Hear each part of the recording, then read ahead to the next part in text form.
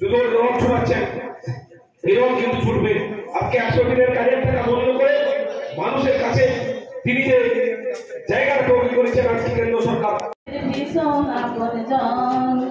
এই অঞ্চলের প্রধান সাহেব ভীষণ বন্ধুবান, গ্রামে গ্রামে করেছেন সব উন্নয়ন।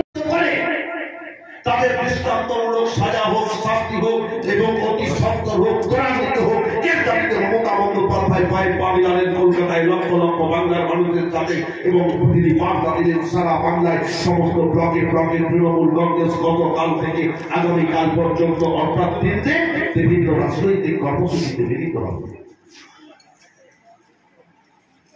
বক্তব্যকে নির্ধারিত করবো না, এখন অনেক কর্মসূচি আছে। আপনারা নিশ্চিতভাবে জেনেছেন স্বপনবাবু বলছিলেন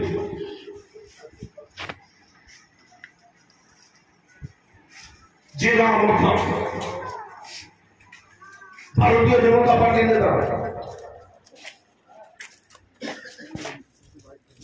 আর্থিক কাণ্ডে বিভিন্ন ধরনের মন্তব্য করছেন।